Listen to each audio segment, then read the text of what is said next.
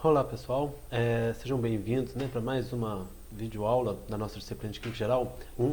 Então na última aula nós apresentei para vocês, né, um pouquinho da tabela periódica, né, ou seja, uma tabela em que a gente organiza os elementos químicos conhecidos, tá? E agora nós vamos começar a discutir um pouco as propriedades dos elementos químicos, tá? Então os átomos, né, têm algumas propriedades. O que é propriedade? São características, né? Por exemplo, propriedades de um celular, né? Ele é sólido, né? Tem uma coloração, a tela dele é de uma coloração vítrea, coloração de um material vítreo, né? O fundo dele é né, se eu tirar a capinha dele, ele é de cor preta, né? Então isso são propriedades, né? São características. E essas propriedades às vezes são definidas, é o que vai definir, né? São definidas pelo comportamento que esses objetos ou que esses átomos vão ter, né? Então, por exemplo, o tamanho de um átomo, né? As energias necessárias para que esse átomo perca um elétron, ou o que acontece quando ele acomoda um elétron dentro da sua estrutura, tá? Então tudo isso são propriedades que um átomo pode ter, né? Se ele está no estado líquido, se está no estado gasoso, beleza? Só que aqui nós vamos dar um foco para as propriedades que a gente classifica como propriedades periódicas. O que é uma propriedade periódica? Uma propriedade periódica é uma propriedade que passa como se ela acontecesse em ciclos, né? Por que em círculo, tá? Ou em ciclos, né? Eu vou usar a própria tela aqui de abertura para mostrar um pouquinho disso, tentar explicar, né, o que é uma propriedade periódica. Então, quando a gente pega uma tabela periódica, tá, fazer um esboço aqui, né, só para a gente poder discutir, algumas propriedades, como eu cheguei a falar para vocês, né, quando a gente estava discutindo tabela periódica, que os elementos de um mesmo grupo possuem algumas afinidades químicas, né, algumas semelhanças de algumas propriedades químicas. Tá, ok?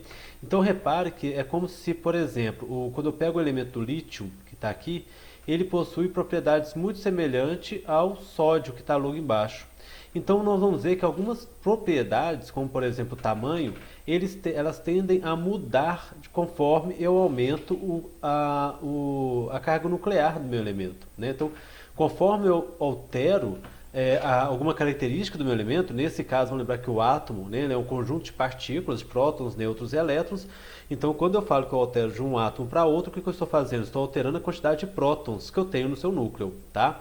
Consequentemente, altero também a quantidade de nêutrons e de elétrons, tá? Mas vamos focar aqui no número de prótons, que é o número atômico.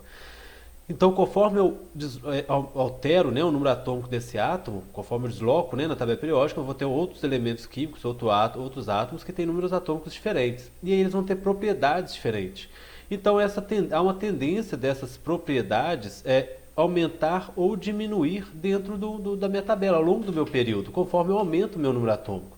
No entanto, esse aumento dessa propriedade, ou essa variação dessa propriedade, ela não acontece de forma contínua, né? Eu não vou pegar aqui, por exemplo, um elemento que tem um número atômico igual a 1 e vou pegar, tem algumas propriedades, né? E aí eu vou pegando aqui, ó, vou aumentando o número atômico, vou aumentando, até chegar aqui, vamos supor, no elemento de número atômico igual a 100, né?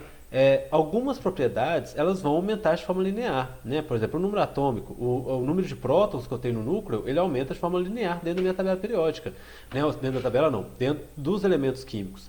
No entanto, outras propriedades, ela não tem essa variação contínua. Ela varia de forma crescente até um certo ponto, e aí a partir de um certo ponto ela volta, ela tem um decaimento nessa propriedade, no valor dessa propriedade, para depois voltar a subir até um certo ponto, e ela cai novamente, e aí volta a subir novamente. Então, esse comportamento é o que a gente classifica como um comportamento periódico, né? É como se todo momento ele voltasse, mesmo que essa linha aqui, né, não seja a mesma, né? Lógico, a propriedade desse cara aqui não vai ser linear, não é exatamente na mesma linha, né? No mesmo ponto central, tá? Na mesma linha de base, mas é como se ela sempre voltasse, tá? E aí isso é o que a gente classifica então como um movimento periódico. Algo semelhante com o que a gente observa nas ondas, né? Então, por exemplo, a onda, ela é ela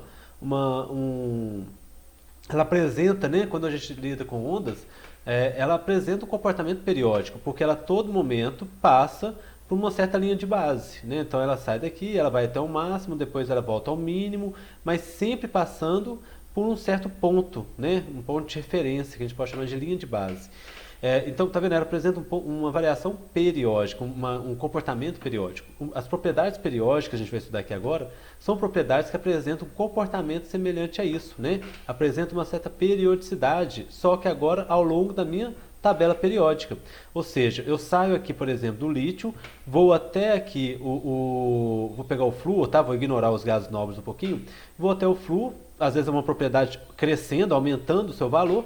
Quando passa do flúor para o sódio, essa propriedade cai bruscamente, né? Esse valor dessa determinada propriedade vai cair. E aí volta a subir novamente até que chegue lá ao cloro, por exemplo, né? Então, assim, isso, né, apresenta uma propriedade tão periódica dentro da tabela. Por isso, propriedades periódicas, tá? E também por isso que é chamada de tabela periódica, né? Enfim, dando continuidade, de vez em quando dá uns bug aqui que não vai para frente. Só um minutinho. Pronto, voltamos.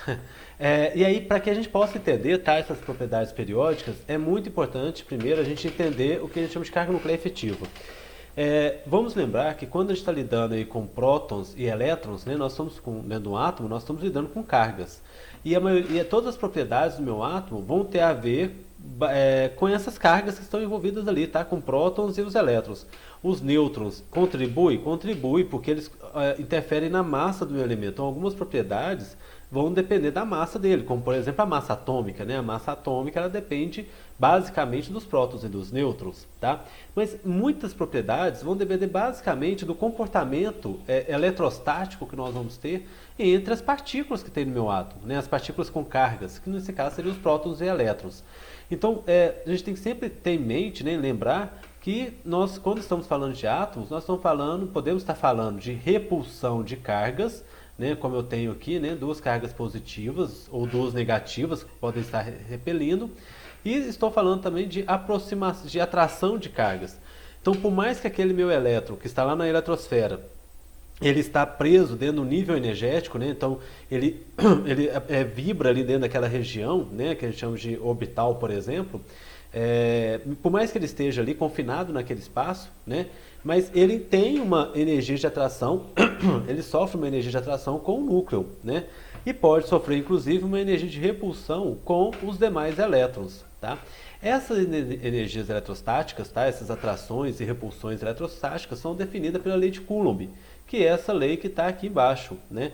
Repare, tá, o que a gente vai analisar aqui é que a gente tem que observar que a intensidade tanto da atração quanto da de repulsão entre essas cargas é condicionada pelo produto das cargas e pela distância que separa essas duas cargas. O que significa? Que conforme eu aumento as cargas que eu tenho, né, positivas e negativas, eu aumento a capacidade de atração entre essas duas cargas, eu aumento a força de atração entre elas. E conforme também eu aumento a distância entre elas, eu diminuo essa força de atração. Então, se eu tenho duas cargas opostas muito próximas, elas vão se atrair, né, com uma intensidade muito grande. Conforme eu afasto essas cargas, conforme elas estão mais distantes uma da outra, uma passa a sentir menos a outra. E por isso passa a ter uma força de atração também menor, tá? E aí nós precisamos lembrar, né, que quando a gente está falando também desse átomo, né, nós estamos falando disso aqui, né? Nós vimos lá um pouquinho sobre orbitais atômicos. Então aqui tá, observe, é como se eu tivesse aqui o meu orbital 1s, ok? Tá aqui o meu orbital 1s, esse vermelho aqui, e aqui o meu orbital 2s, tá? Então, por mais que isso aqui se assemelhe a uma camada, né, eu até poderia pegar essa figura, né, Pedro, mas isso aqui está muito parecido com camadas eletrônicas, né? Sim, mas aqui vamos lembrar, tá como se eu tivesse um núcleo aqui, tá? E um elétron girando aqui, outro elétron girando aqui, tá? Mas isso aqui, vamos lembrar que não são camadas. Meus elétrons eles podem estar aqui nessa região, né? Eles estão ocupando essa região aqui. Esses outros elétrons 2s estão ocupando essa região aqui também, né? Basicamente, né? Essa região. Podendo, é claro, ser encontrado em regiões mais próximas, né? Se a gente analisar lá o gráfico de distribuição dos meus elétrons, né? 2s, por exemplo, a gente vai ver que ele pode ser encontrado também mais próximo do núcleo. Mas, enfim, tem essa questão. Então, ou seja, esse núcleo, que pode ser considerado estando aqui no meu ponto de origem, tá, dessa minha figura, ele vai ter uma energia, uma força de atração por esses elétrons, né, que estão nas eletrosferas. No entanto, esse meu elétron que está aqui principalmente, né, vamos pegar esse elétron que está aqui no orbital 2s, além dele sofrer uma atração pelo núcleo, ele também vai sofrer uma repulsão desses elétrons que estão entre ele e o meu núcleo. Tá? É como se esses elétrons, que a gente vai chamar aqui agora de elétrons internos, tá? Então o que é os elétrons internos? Elétrons internos, ou também chamados de o caroço do átomo, tá? Caroço, ou elétrons internos. São os elétrons internos. São os elétrons que estão entre a minha camada mais externa e o meu núcleo. Ou entre o elétron que eu estou analisando e o meu núcleo. Tá ok? Então, sempre que eu estou analisando ali um determinado elétron, né, a força com que ele é atraído pelo meu núcleo, se eu tiver qualquer camada entre ele e o núcleo, eu considero aquela camada como sendo a camada interna. As externas eu não preciso considerar, tá? Porque as camadas que estão maior do que eles, né, com números quânticos principais maior do que o do elétron que eu estou analisando, a gente vai desconsiderar aqui nessa análise agora. Mas então assim, esse elétron ele sofre uma atração pelo meu núcleo, mas sofre também uma repulsão desses elétrons internos. Esses elétrons internos, ou os elétrons do caroço do meu átomo, realizam sobre esses elétrons externos o que nós chamamos de blindagem. Eles blindam essa carga nuclear que deveria estar chegando a esse meu elétron externo. Né? Então o meu elétron ele é atraído por uma carga nuclear, uma carga que está lá no núcleo, mas dependendo se ele tiver mais elétrons dentro da estrutura atômica, ele vai sofrer uma repulsão. Essa repulsão ela vai ser tanto dos elétrons do meu caroço, tá? Do caroço do átomo, mas também dos elétrons da mesma camada. Né? Então, às vezes, aqueles elétrons que também estão na mesma camada, né, do mesmo número quântico principal, também vão se repelir. Né? Então, repare que essa carga nuclear, né, que mantém esse meu elétron preso ao meu núcleo, vai ser menor. Não vai ser necessariamente proporcional somente, né, não vai ser condicionado somente ao número de prótons que eu tenho no núcleo. Vai depender do número de elétrons que eu tenho ali também, a mais dentro dessa minha estrutura, tanto na camada do meu elétron que eu estou analisando, quanto nas camadas internas, tá? O que, né, vai resultar mais ou menos nesse negocinho aqui, né, nessa quantidade de vetores, tá? Então imagina aqui, ó, o que a gente tentou representar, tá? Então vamos pegar esse elétron que está aqui, ele sofre uma atração pelo núcleo. Essa atração pelo núcleo nós vamos chamar de carga, devido à carga nuclear, tá? Ou atração nuclear, representado por um Z. Mas ao mesmo tempo os meus elétrons vão se repelir. Então esse meu elétron aqui, ele sofre repulsão tanto dos meus elétrons internos quanto dos meus elétrons que estão na mesma camada, beleza? Como se fosse então uma força oposta à força da minha atração. Essa força oposta à força de atração, devido à presença dos demais elétrons, nós vamos chamar de efeito de blindagem, tá? Que é esse escudo que a gente acabou de discutir aqui agora há pouco, tá? Vamos chamar então de efeito de blindagem. De forma então que esse efeito de blindagem vai diminuir essa carga nuclear sentida por esse elétron. E o resultado dessa diferença, né, da carga nuclear e do meu efeito de blindagem, nós vamos chamar de carga nuclear efetiva. Então, o que é a carga nuclear efetiva? É a carga resultante sentida pelo meu elétron. Né? Considerando ali a carga nuclear, ou seja, a quantidade de prótons que eu tenho no meu núcleo, e considerando os elétrons que eu tenho ali que vai repelir esse elétron que eu estou analisando, né? Que a gente chama então agora de efeito de blindagem. Só vou dar uma apagada aqui rapidinho. Esse efeito de blindagem, né, que a gente está analisando, é claro que ele vai variar do tipo de elétron para o tipo de elétron. Né? Analisando essa figura aqui, por exemplo, repare que esse elétron aqui, né, isso aqui seria uma camada 1s, tá? Eu tenho uma camada 1s aqui dentro, eu tenho a camada 2s e tem uma camada, tem a subcamada 2s e a subcamada 2p, ok? Vamos supor que eu só tenho aqui um dos orbitais, aqui representou todos, né? Mas enfim, eu tenho aqui todos os orbitais P, né? Tá aqui os 3 orbitais P, beleza? Mas enfim, então repare que esse meu elétron S que está aqui dentro, ele vai blindar os meus elétrons S2S de uma forma muito mais eficiente com que ele blinda, por exemplo, meus elétrons 2P. Né? Por questão olhando a figura mesmo, né? Você vê que os elétrons 2s, eles ocupam toda a região, eles podem ser encontrados, né, em toda essa região ao redor do meu núcleo. Diferente do meu elétron 2p, né, que além de ter um formato diferente, tem um poder de penetração em direção ao núcleo diferente. Os meus elétrons 2s, eles têm um poder de penetração maior, né? Eles conseguem entrar para dentro, para regiões próximas do meu núcleo, mais do que um elétron 2p, né? Vamos lembrar que a capacidade de penetração, tá, de um elétron, ele aumenta, né? Um elétron S tem um poder de penetração maior do que um elétron P, que é maior do que um elétron D, que é maior do que um elétron F, tá? Aqui esse N significa o número quântico principal, tá ok? Daquela mesma camada. Então, eles têm um poder de penetração maior. Então, é claro que um elétron S vai blindar melhor, né? Um outro elétron S ou um elétron P. Por outro lado, se a gente analisar aqui também, esse elétron, por exemplo, S, né, que está aqui no 2s, ele vai ser também mais bem blindado pelo meu 1s do que pelos meus elétrons P. Uma mesma questão de espaço, né, que dá para a gente fazer essa analogia. O meu elétron S ocupa toda aquela região ao redor do meu núcleo. O P não, os elétrons P ocupam apenas certas regiões, né, que é delimitada ali pelo número quântico no momento angular, né, orbital.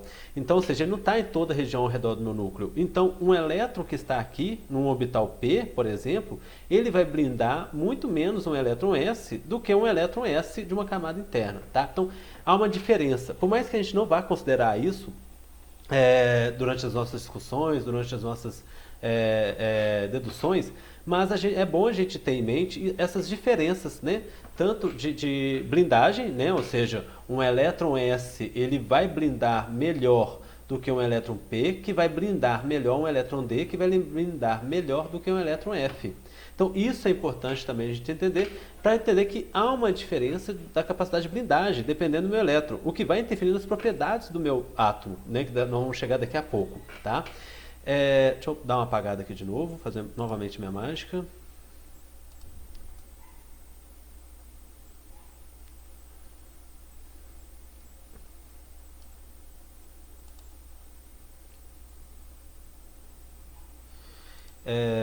Bom, apesar, tá, dessa fórmulazinha aqui não ser muito precisa, tá? Esse cálculo aqui ele é totalmente apenas didático, tá ok? A gente aqui não vai usando essa fórmula, a gente não calcula necessariamente a carga nuclear efetiva não, tá? Mas a gente consegue fazer uma analogia e fazer uma comparação, né? Por exemplo, se a gente pega aqui o lítio, né? O lítio está aqui, tá? O lítio ele tem então número atômico O3, né? Configuração 1s2, 2s1. A carga nuclear efetiva que esse elétron aqui vai sentir, ela pode ser de uma forma bem grosseiramente calculada como sendo igual à carga nuclear, que são 3 prótons, menos o número de elétrons internos que eu tenho. Nesse caso aqui no caroço do meu átomo, menos 2, o que vai dar uma carga nuclear igual a 1. Quando eu passo para o berílio, que é número atômico igual a 4, eu tenho 1s2, 2s2. Carga nuclear efetiva vai ser igual a número atômico, que é 4, menos os meus 2 elétrons internos. Ah, mas Pedro, você falou que os elétrons de uma mesma camada ou de uma mesma subcamada também se repelem. Mas nesse cálculo grosseiro que a gente está fazendo, a gente sempre só vai considerar os elétrons do caroço do meu átomo, tá? A gente não vai considerar os elétrons de uma mesma subcamada ou de uma mesma camada. Então, aqui, considerando apenas os elétrons do caroço, repare que eu tenho igual a 2. Quando eu pulo aqui para o outro lado, que é o boro, número atômico igual a 5, eu vou ter 1s2, 2s2, 2p1. Carga nuclear efetiva igual a 5 menos 2, que é igual a 3. Então, reparem que há uma tendência de aumentar essa carga nuclear efetiva sempre da esquerda para a direita, né? Por quê? Porque da esquerda para a direita, eu estou aumentando os elétrons, vamos analisar assim, na mesma camada, que como nós acabamos de falar, blindam menos do que os elétrons da camada interna. Para quem tiver mais curiosidade, um elétron da mesma camada, tá ok? Quando a gente compara assim, a capacidade de blindagem de um elétron de uma mesma camada, igual está aqui, de um mesmo número quântico principal, é da ordem de 35%, tá? Ele blinda 35% da carga nuclear. Um elétron de uma camada interna n igual a n-1, tá? Que seria no caso um S2, por exemplo, blinda na ordem de 85%, e numa camada mais internas, a partir de 2 menos 2, tá? Ou seja, né, bem mais próximo do núcleo, blinda em torno de 100% da carga nuclear, né? Ou seja, para cada próton que eu adiciono, para cada carga positiva que eu adiciono aqui numa espécie, eu estou, os elétrons numa mesma camada vai blindar, vai reduzir 35% dessa carga. Se eu estiver colocando um elétron numa camada interna N-1, 85%, maior do que isso, 100%. Ou seja, blinda totalmente aquele elétron, aquele próton adicionado. Né? Então, assim, mas fazendo esse cálculo grosseiro, como eu disse, por mais que esse aqui não seja o valor da carga nuclear efetiva real dos elementos químicos, permite a gente fazer uma analogia, permite que a gente faça uma análise da tendência da variação dessas cargas nucleares, tá? E a gente observa, então, que a carga nuclear efetiva, né, ela vai, então, crescer da esquerda para a direita, né, sempre, porque eu estou adicionando elétrons numa mesma camada ou numa mesma subcamada. Então, o efeito de blindagem vai ser menor. Por outro lado, quando eu analiso aqui, quando varia, né, do lítio para o sódio, por exemplo, tá? Se a gente fizer as contas, eu vou encontrar também carga nuclear efetiva igual a 1.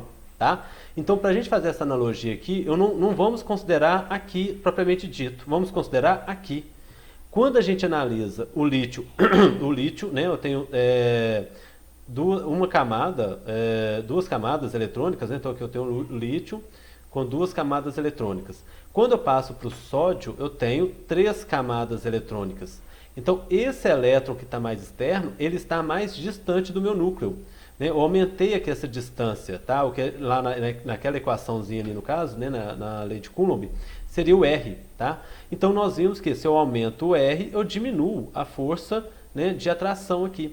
Então aqui, no caso, quando a gente desce ao longo do grupo, eu estou aumentando o número de camadas, eu estou aumentando o número do quântico principal, né? E lembre que o número quântico principal, ele tem uma relação com a função radial do meu átomo, né? Ou seja, o meu elétron pode ser encontrado mais distante do meu núcleo, né? Então, ou seja, ele pode atingir regiões mais distantes do meu núcleo. E aí, logo, ele então vai estar menos preso ao meu núcleo. Né? Naquele momento em que ele estiver mais distante, ele está menos preso. Então, logo, a carga nuclear efetiva dele vai ser menor, né? Porque vai estar mais distante. Tá? Então, conforme eu desço em qualquer grupo, eu vou aumentando essa carga, esse número quântico principal, logo eu vou aumentando a distância entre o meu prótons, né? Entre o meu núcleo e o elétron mais externo, né? Aquele elétron com maior número quântico principal, e aí logo a carga nuclear efetiva vai estar diminuindo, né? Vai diminuir, tá? Aqui, ó, essa seta, ela está errada, tá?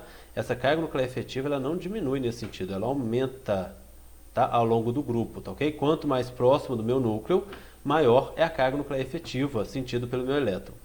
Beleza? Pessoal, apesar de eu ter pensado nessa aula, eu ia emendar já a carga nuclear efetiva junto com raio.